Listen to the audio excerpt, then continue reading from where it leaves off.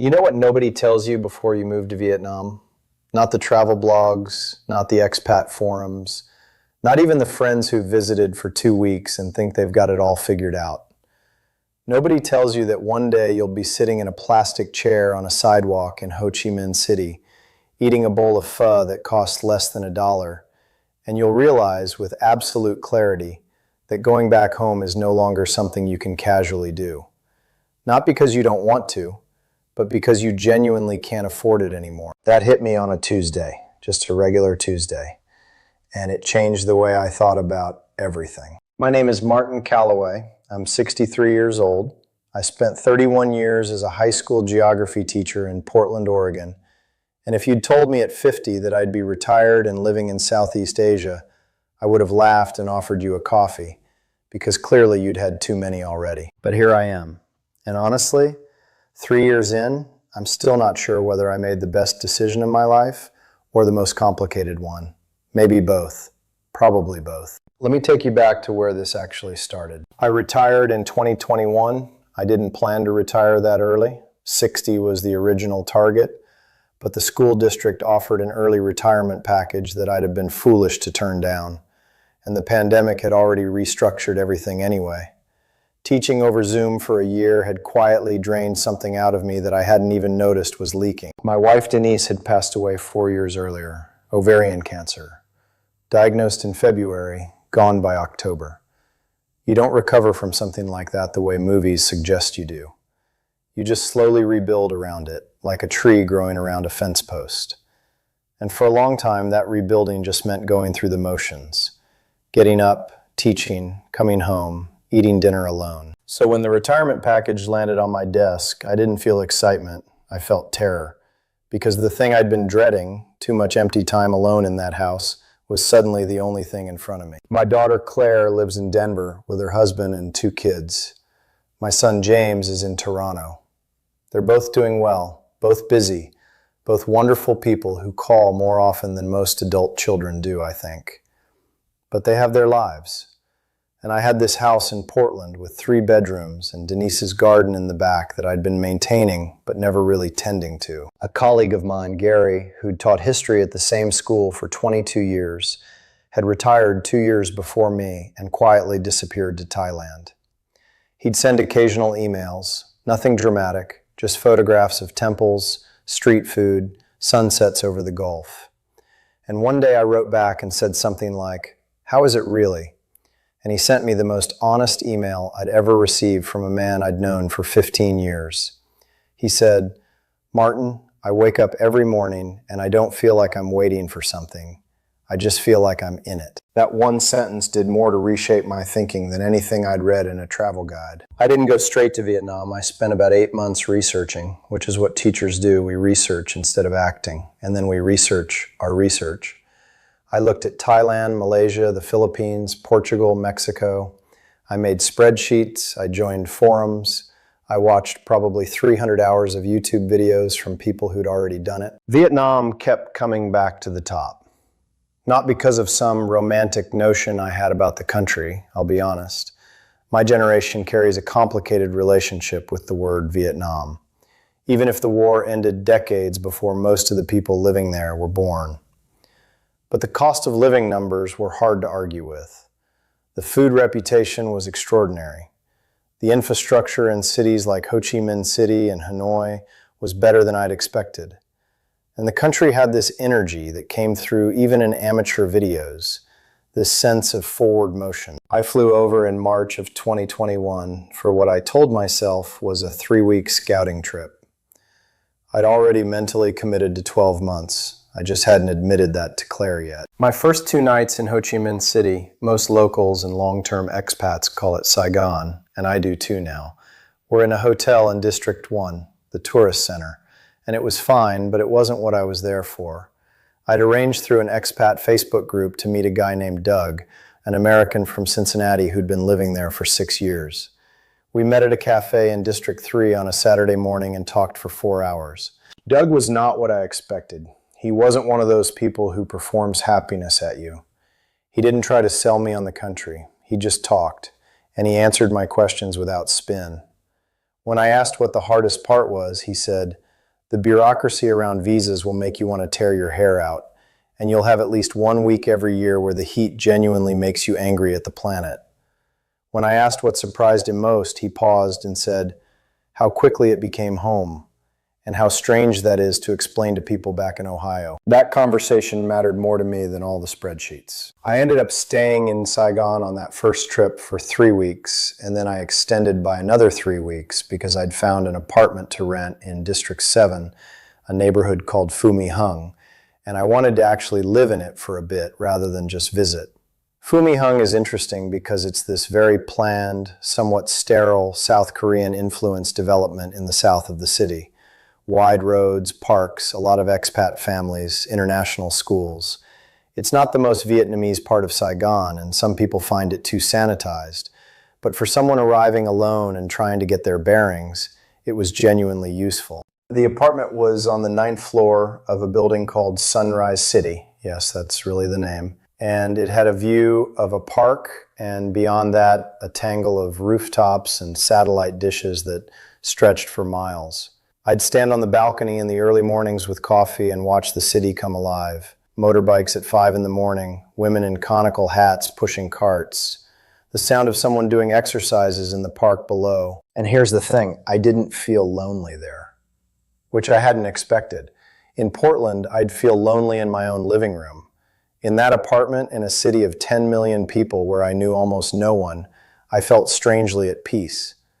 I don't entirely understand that, even now. By the end of those 6 weeks, I'd made a decision. I went home to Portland, started the process of renting out my house, packed what I thought I'd need into 2 large suitcases, said goodbye to Claire and her family over an emotionally charged dinner in Denver, had a long phone call with James in which he said, "Dad, this is either brilliant or insane, and I've decided to assume brilliant," and flew back to Vietnam in September of 2021. The first year was, I want to be careful here because I don't want to make it sound easier than it was or harder than it was. The first year was an education. Let me tell you about the things that went the way I hoped. The cost of living was extraordinary. I was drawing from my teacher's pension, a modest amount from Social Security, and a small investment account Denise and I had built over the years. In Portland, that money would have kept me comfortable but tight. In Saigon, it made me feel genuinely wealthy by comparison. Not rich, but free. Free in a way I hadn't felt in years. My apartment in District 7 cost me about $540 a month. That included a fully furnished 2-bedroom unit, air conditioning, water, and internet.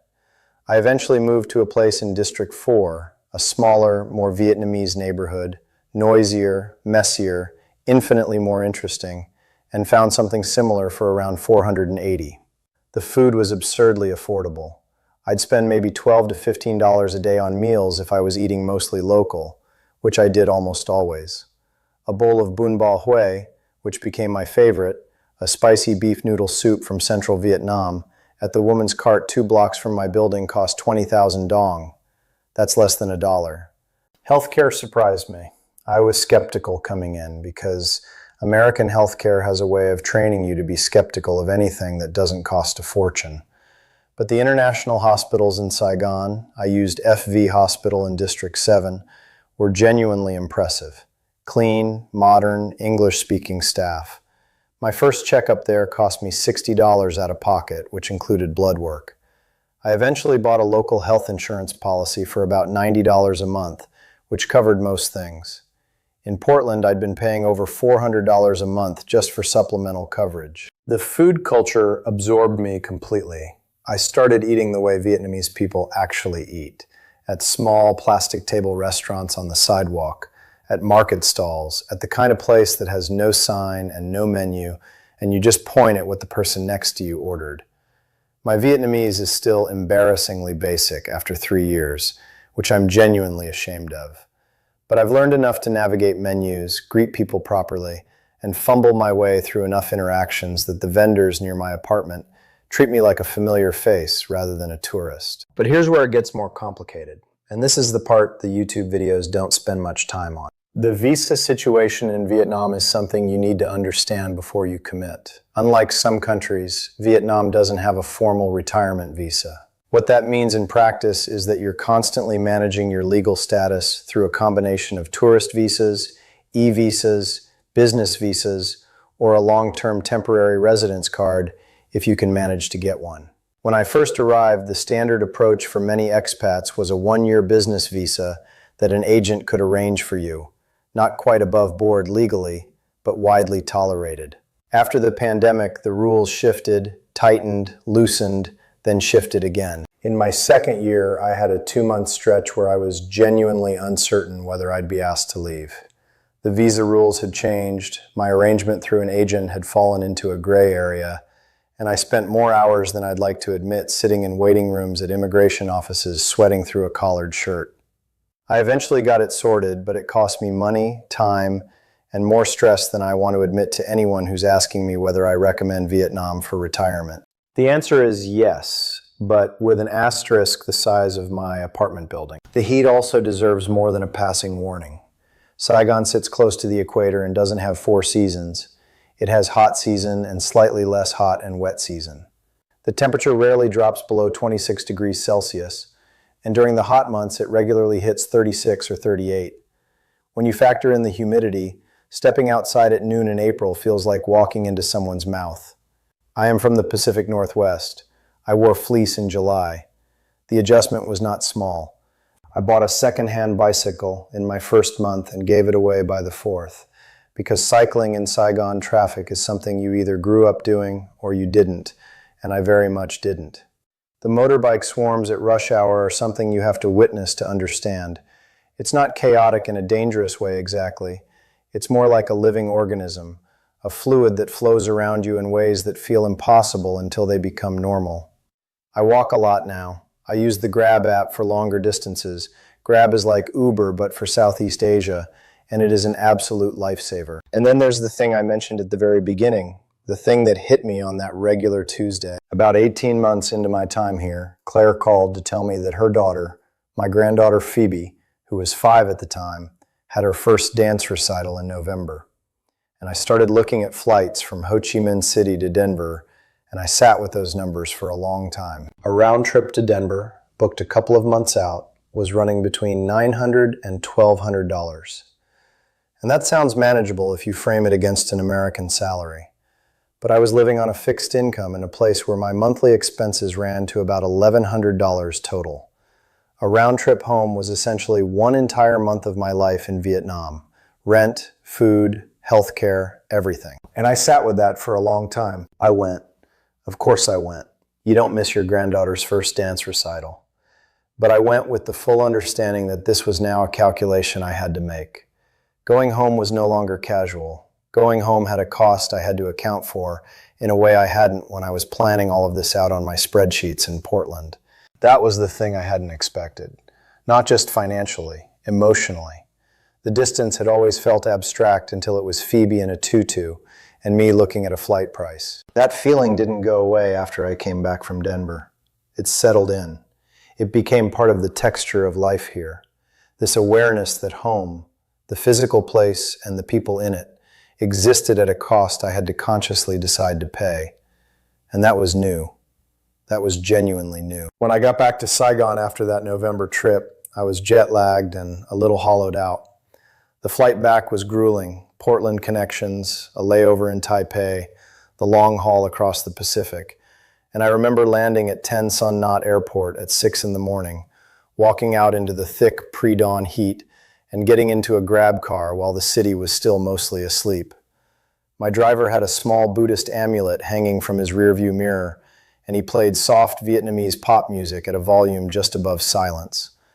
And as we crossed the bridge over the Saigon River into District 4, I looked out at the water and the buildings and the first pink light touching the tops of the high-rises, and something settled in my chest. I was back. And the strange part was that it felt like coming home. That's the thing nobody warned me about either. Not the distance from my real home, but the way this place quietly became something I could use the same word for. I want to talk about the social life because I think it's one of the things people get most wrong when they imagine retiring abroad, especially alone. People assume you'll be isolated. And I'll be honest, there were weeks, especially in that first year, where I went days without a real conversation with anyone. My Vietnamese wasn't good enough to go deep with anyone local. My English-speaking social circle was still forming. There's a particular loneliness to sitting in a cafe in a vibrant city and not quite belonging to it yet. It's different from the loneliness I felt in Portland, where I belonged to the place but felt absent from it. In Saigon, I felt present but not yet connected. Both forms of loneliness are real, but they have a different texture. What changed things was a running group. I know how that sounds. 63-year-old widower joins a running group in Southeast Asia. But an expat running club called the Saigon Hash House Harriers had been around since the 90s, and they did a casual trail run every other Sunday morning in various parks and riverside paths around the city. I wasn't a runner. I am still not a runner.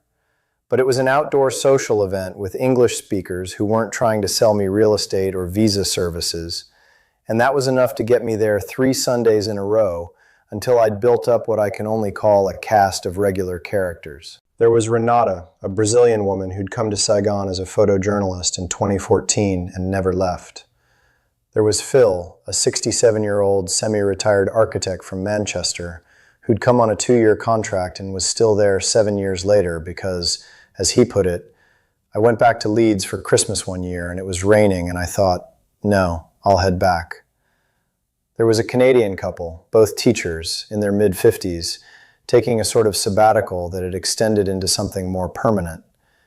And there were Vietnamese members too, young professionals, a couple of university professors, who joined because they liked the foreigners, which I always found unexpectedly flattering. These people became my social world. Not the only one. I had neighbors in my building I'd have tea with, and a woman named Lan who ran the small grocery stall on my street and who had decided, entirely without my input, to teach me a new Vietnamese phrase every morning when I bought my coffee.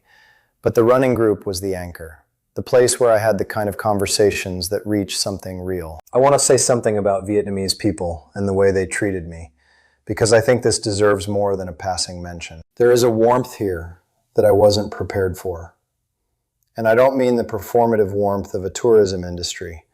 I mean genuine human curiosity and openness. People on my street would wave, not because I was a customer, but because I'd been walking past their front door for 8 months. And that made me, in some small way, part of the fabric of the block. Lan's daughter, a 15-year-old named Trang who spoke excellent English, would sometimes sit with me at the little table outside the stall and ask me questions about America with total, unfiltered curiosity. What do Americans eat for breakfast? Is it true that houses have dryers? How cold does it get in winter? I loved those conversations. There was one moment, and I think about this a lot, maybe about 8 months in. I'd had a rough week. Nothing dramatic, just that cumulative weight that sometimes presses down when you're far from family and managing everything alone. I was sitting on the little stool outside Lan's stall, and I wasn't talking much. Lan came out, set down a small plate with a piece of fruit I didn't recognize, and said something in Vietnamese that Trang later translated for me as roughly, "You look like you need something sweet." That was it. No big gesture, just that. And I almost cried, which I recognize is a disproportionate response to a piece of fruit, but there it was. I should talk about the practical financial reality, because I know that's why a lot of people are watching this. My monthly budget in Saigon, after 3 years of refining it, runs to roughly $1,100 to $1,200 US. That covers everything. Rent is $480 for my apartment in District 4. Electricity and water run another $30 to $50 depending on how much I'm running the air conditioning. Internet is about $10, phone is about $8. Food, and I eat well, I want to be clear about that, runs between $350 and $400 a month, and that includes the occasional nice dinner at a proper restaurant, not just street food every night. Transportation is minimal because I walk most places and use Grab for the rest. Health insurance is $90 a month. Everything else, occasional clothing, household needs, coffee, entertainment, fits into the remaining $150 or so. That number would look different for different people. I know expats here who live on $700 a month and live well. I know others spending $2,500 because they want a newer apartment in a high-end building, or they eat at Western restaurants frequently, or they travel around Southeast Asia a lot. The range is genuinely wide. What I will say is this. What my money does here compared to what it did in Portland is almost incomprehensible. In Portland, my pension and Social Security covered my basic expenses and left me with very little room. Here, I cover everything and I have money left over each month that I put toward either travel or the flights home I know I'll need.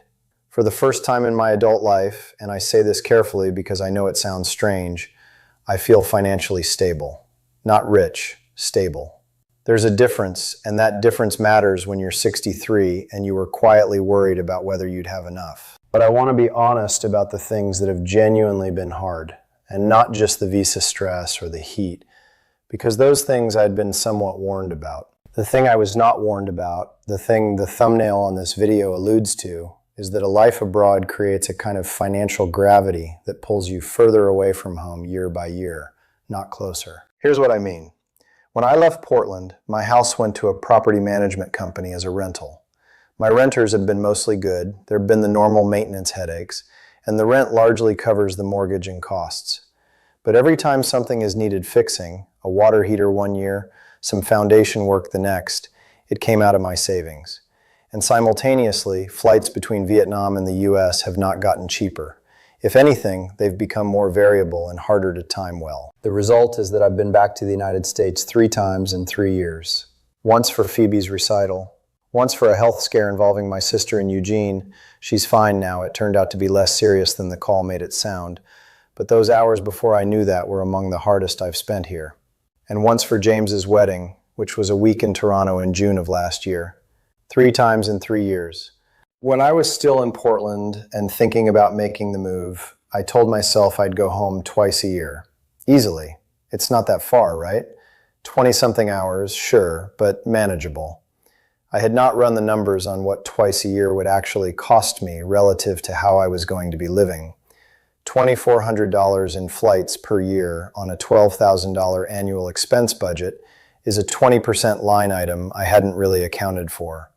And that's before the incidental spending when you're home, family dinners, gifts for the grandkids, things you want to contribute to while you're there because you know you won't be there for the next thing or the thing after that. So when people ask me now, can you still go home whenever you want?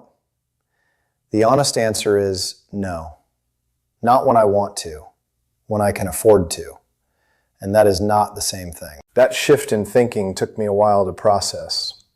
And I want to be careful here because I don't want to make it sound like regret, because it isn't. Or at least it isn't entirely. It's more like a recalibration. You move abroad with a certain image of what the relationship between your new life and your old life will look like. Mine involved more movement between the two than has turned out to be realistic.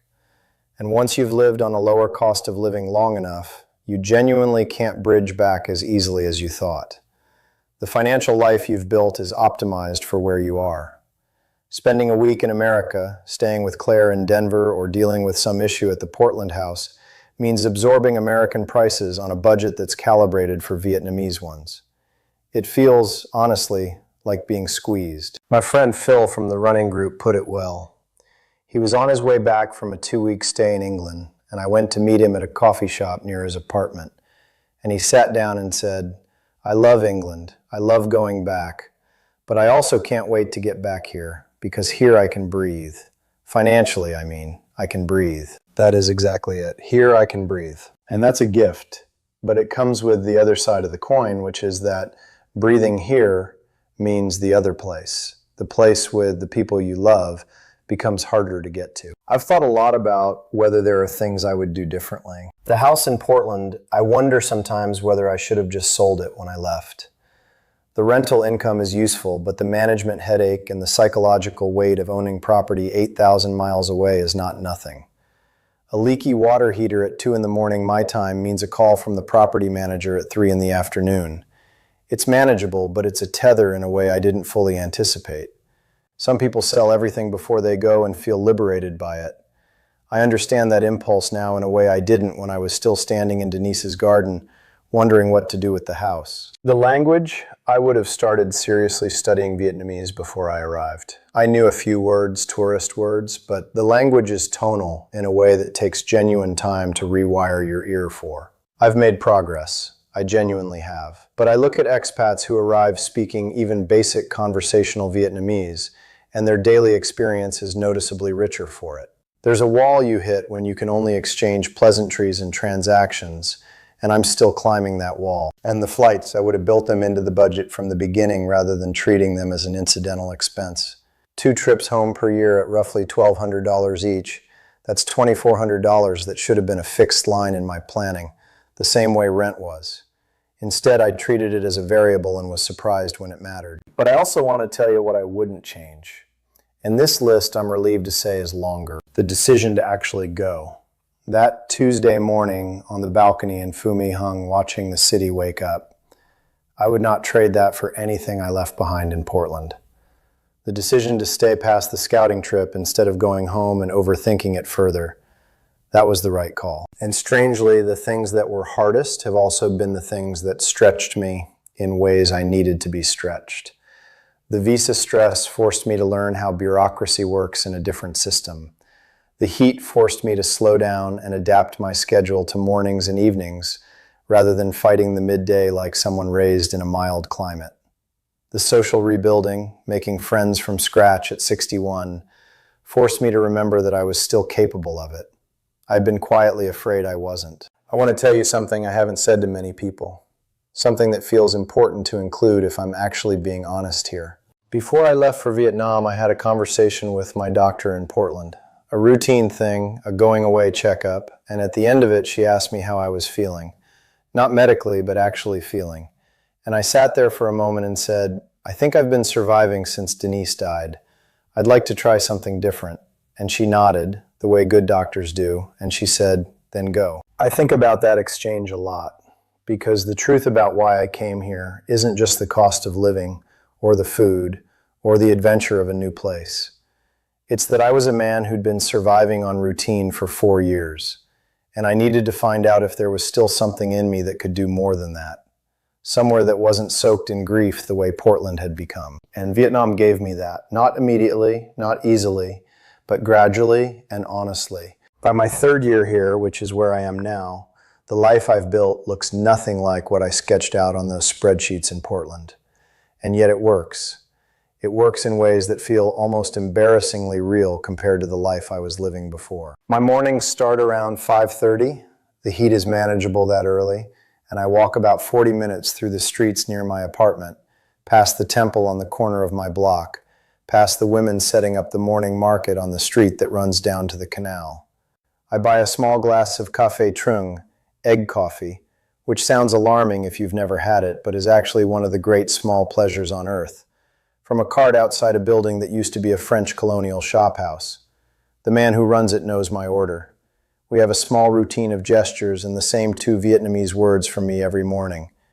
It is not a deep relationship, but it is a real one, and it matters more than I would have predicted. I'm home by 6:30 and I read for an hour. Books, mostly. I've read more in 3 years here than I did in the previous 10 in Portland. Then I write. I've been keeping a journal since I arrived, and at some point in the last year, it started to become something more than a journal.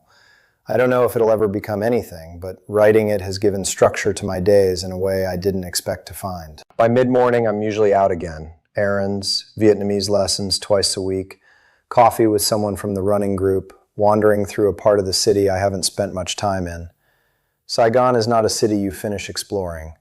I've been here 3 years, and there are still neighborhoods I haven't properly been through, temples I haven't visited, markets I walk past and tell myself I'll come back to. In the afternoons, I typically stay inside. This is non-negotiable from about noon to 4. The heat makes anything else impractical. I read, video call with Claire or James, sometimes work on the journal. It's not exciting. It's genuinely, unreservedly pleasant. James called me last month and said something I've been thinking about ever since. He said, "Dad, you sound different than you did 2 years ago." I asked what he meant. He said, "Less careful, less like you're measuring every word." And he's right. I notice it too. There is something that is loosened in me that I didn't even know was tight. I went to see Phoebe dance again last November. She's 8 now and very serious about her performances. I flew home, spent 5 days in Denver, saw Claire and the family, had dinner with my sister who drove up from Eugene, and video called James from Claire's kitchen. It was wonderful and exhausting and emotionally full in that way family visits always are, when you've been away long enough for everyone to have changed slightly. And on the flight back to Saigon, somewhere over Japan, I wasn't sad. I was carrying something full, like a container that had been topped up. That's the best I can describe it. There are questions I get asked all the time, and I want to address a few of them directly because I think they matter. The first is about safety. People worry, especially people from the US who have a certain image of Southeast Asia. Saigon is one of the safer major cities I've been in. I've walked home alone at midnight from the riverfront more times than I can count and never once felt threatened. Petty theft exists, motorbike bag snatching is real, and you learn quickly to hold your bag on the side away from traffic and not flash expensive phones. But violent crime against foreigners is genuinely rare. Day to day, I feel safer here than I did in certain parts of Portland. The second question is about healthcare as you get older. This is the serious one. At 63, with a relatively clean bill of health, the system here works well for me. FV Hospital in District 7 and Han Phuc International are both genuinely good facilities. For routine care, for the things that come up as you age, blood pressure checks, preventive screenings, the occasional minor injury, it's excellent and affordable. What I do think about, because I have to, is what happens if something serious occurs. If I need major surgery, complex oncology, or the kind of specialist care at the very top of what a medical system can offer, that's where I'd want access to the US or Singapore. I keep enough in a medical emergency fund to get myself to Singapore or Bangkok if I ever needed to. That's not paranoia, that's planning. The third question, and I know I keep circling back to this, but it's genuinely the one I didn't see coming, is about the psychological reality of being far from family as you get older. Not just the flights, the knowledge that if something happened tonight, Claire is not 40 minutes away. She is on the other side of the planet. That knowledge lives at the back of my mind all the time. It's not paralyzing, but it's present. If you're considering this kind of move and you have family you're close to, I think you owe it to yourself to sit with that reality honestly before you go. About a year ago, someone in an expat online group shared a recommendation for a book called Everything I Learned Living Abroad. It was being passed around in a thread about the emotional side of long-term expat life, not just the logistics. And someone said it captured the honest lessons you only pick up after you've actually been doing it for a while. I found it and read it over 2 evenings, and I'll be honest, some of it was uncomfortable in the way that honest things can be when they name something you haven't quite allowed yourself to articulate yet. If you're seriously thinking about making a move like this, not visiting, not daydreaming, but actually doing it, I think it's worth your time. It's linked in the description below. I want to tell you about one afternoon last monsoon season. July, I think, or early August. The kind of afternoon where the rain doesn't come gradually, it comes all at once, like someone upended a reservoir. I was caught out near the Benton market area, further from home than usual, and I ducked into a small covered space between 2 buildings with about 6 other people who'd also just been caught by it. There was a Vietnamese grandmother with 2 plastic bags of produce, watching the rain with the patient expression of someone who has seen 10,000 rains and found none of them particularly remarkable. There was a young couple on a motorbike who'd pulled in beside us, the woman still laughing at how thoroughly they'd been drenched. There was a food vendor who'd pushed his cart under the overhang and was using the weight to reorganize his equipment. And there was me, 63, former geography teacher from Portland, Oregon, with wet shoes and a plastic bag improvised over my notebook. I stood in that small, sheltered space watching the rain turn the street into a river, and I thought, this is my life. Not the version I planned, not the one I sketched out in spreadsheets, but this specific wet, warm, loud, beautiful version of it. The grandmother caught me looking at her and said something in Vietnamese I didn't understand. I shook my head apologetically and said, "Xin lỗi, sorry, the way you do when language fails you." She smiled, shrugged, and pointed at the rain with a kind of philosophical gesture that needed no translation. We stood there together until it passed. That is one of my favorite moments from the past 3 years. It cost nothing. It wasn't on any list. I've been thinking recently about the future. which is something that, if I'm honest, I stopped doing for a while after Denise died. The future felt either too large or too empty to look at directly. But I look at it more comfortably now. I don't know how long I'll stay in Vietnam. I've stopped trying to know. The visa situation continues to evolve. The government has been working toward making things easier for long-term foreign residents, though progress is slow. There are discussions in the expat community about a potential retiree visa structure, which would change things significantly if it ever materialized. For now, I manage what I manage. I've thought about whether I'd ever move back to Portland. The house is still there. My renters are good people, but the lease comes up again next year, and I'll have a decision to make about it: sell or continue renting. It's more than a financial question, and I know that. It's a question about whether I've fully committed to this chapter or whether I'm still holding one foot in the door of the last one. My instinct, when I sit with it honestly, is that I'm staying. Not because going back would be wrong, but because going forward feels more true to what I was trying to do when I got on that plane in 2021. There are things about home that I genuinely miss, and I won't pretend otherwise. I miss the particular green of Oregon in spring. There is nothing in Vietnam that is exactly that color. I miss the cold, which is an insane thing to admit, but true.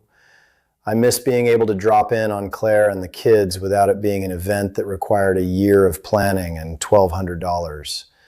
I miss the way my former colleagues would occasionally gather for dinner at a Thai restaurant in Northeast Portland and talk about students and school politics, and nothing that mattered much, but the comfort of that shared history was real. I miss Denise's garden.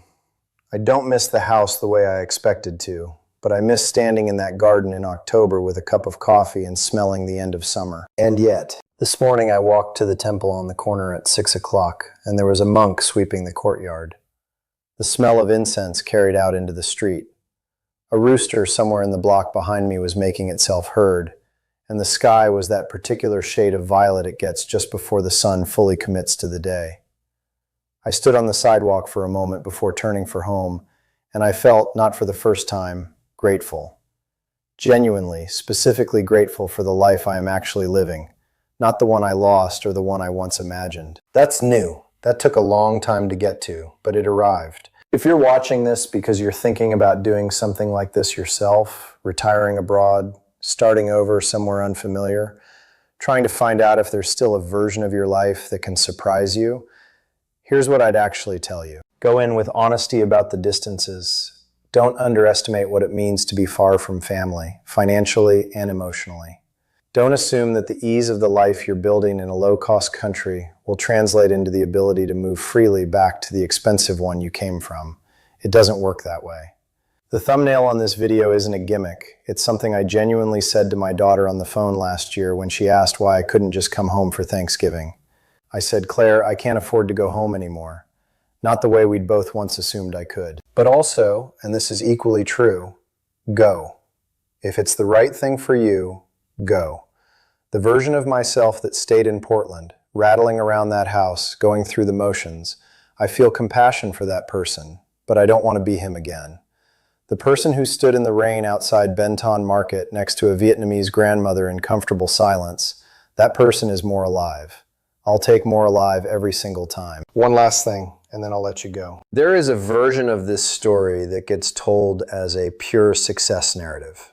The plucky retiree who made the brave decision and found paradise. I've been careful not to tell it that way because I don't think it's accurate and I don't think it's useful to you. The honest version of this story has loneliness in it and visa frustration and flights you can't afford and nights where you are very aware that everyone who loves you is asleep on the other side of the world. But the honest version also has egg coffee at a cart on a French colonial street at 6 in the morning. It has Lan teaching me Vietnamese phrases I still can't quite reproduce right, and her daughter asking me with complete genuine curiosity whether Americans really eat cereal for dinner. It has Phil from Manchester saying across a table at a bar overlooking the river that this city gave him his life back, and me knowing exactly what he means. It has me, Martin Calloway, 63 years old, geography teacher, widower, grandfather, sitting on a balcony in District 4 at dusk, watching the sky go orange and purple and then dark, listening to the city shift from its daytime register to its nighttime one, and thinking, this is real. This is actually my life, and I'm in it. That, in the end, is what I came here for.